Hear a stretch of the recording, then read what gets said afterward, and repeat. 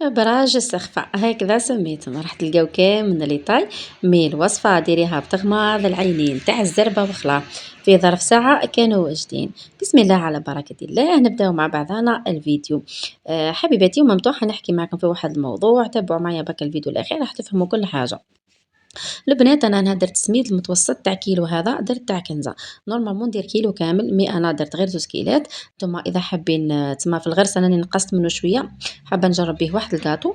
المهم حبيباتي بلا ما نطول عليكم في الهضره، ودرت يا البنات لابيل كيلت ذوبت كيله اللي نفسها اللي كيلت بها سميد، وكملتها يا حبيباتي بالزيت كما راكم تشوفوا.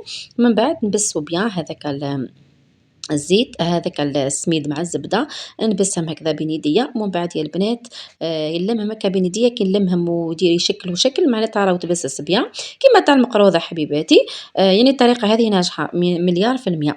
نغطيه يا البنات ونخليه نخليه هكذا يشرب هذاك البسوس بيان واحد ربع ساعه. ناس ما طولتش معاه يا البنات، ما بين ما عجنت هذاك الغرس ومام طون يا البنات حبيت نحكي لكم عليه. روحوا يا البنات اشريوه بتغماض العين، هذاك اللي 13,000 هايل هايل هايل، ما فيهش النقع، ما فيه حتى حاجه، عجبني ياسر خلا. هنا خلوني انا نعجن الغرس ومام طون نحكي لكم في عجاله. البنات هبطت شورت فيديو صدقوني قمه الناس اللي تجي تطلق سمها واللي تجي تعلق تعليقات سلبيه وسبحان الله. كاينه انا مادامني هكذا فتحت قناه مانيش راح نقول لكم بلي اني بروفيسيونيل في الطبخ، سينو نكتب شيف ام محمد ولا شيف حاجه. حاجه اخرى انا نعطيكم الوصفات اللي جربتها وكانت ناجحه معايا، وسا ديبون كل واحد كيفاش ياكلهم على افراد العائله.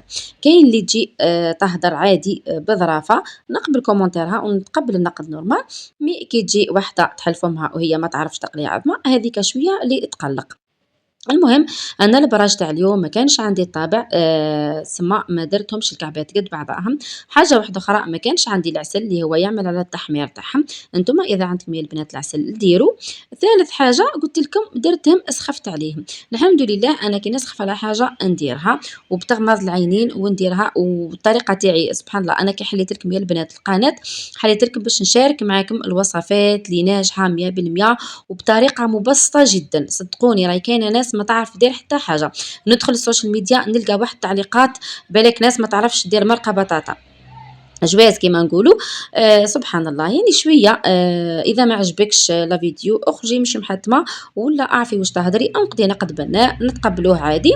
سينو ما كان لا تجي تطلقي سمك وانتيا ما تعرفي ديري حتى حاجه، حتى ولو كنتي تعرفي ديري اي حاجه وتعرفي كلش وكل صباع بصنعه فوتي يا اختي. انا هذا هو هذه هي صنعه يديا، والحمد لله وصفاتي كلها ناجحه مليار في المية بطريقه مبسطه جدا. نخدم برا والداخل والحمد لله متع افراد العائله تاعي بكل ما تشتهيه انفسهم. فهمتوني يا البنات؟